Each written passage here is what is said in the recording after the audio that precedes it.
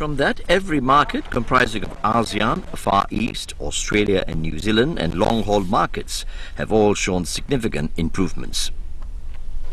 The long-haul markets contributed the highest growth at more than 34.4% year-on-year, followed by the Far East markets at more than 24.4% year-on-year, ASEAN at more than 20.3% year-on-year, and Australia as well as New Zealand markets both at more than 9.4% year-on-year.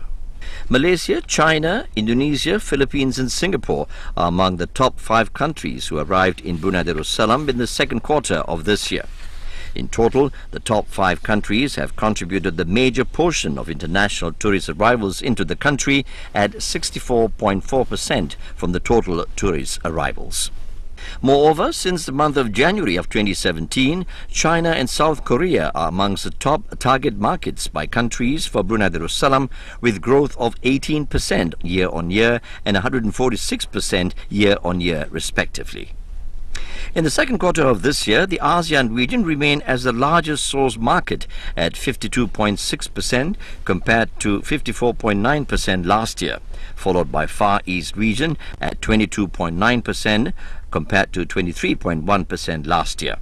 Long-haul markets such as Europe and the Middle East stood at 10.6%, an increase of 9.9% from last year, while Australia and New Zealand markets both contributed 3.5% and 9.6% in the same period last year.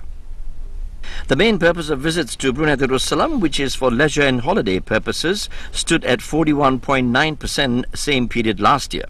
About 13.8% share of tourists travelled for business purposes compared to 18.4% last year, followed by visiting friends and relatives at 10.8%, which decreased from 11.6%.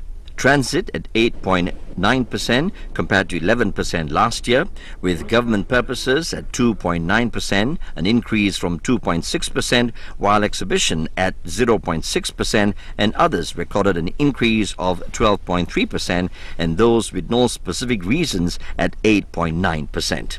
China and Malaysia remain as the main contributors for the leisure and holiday markets of 13.5% and 6.9% respectively.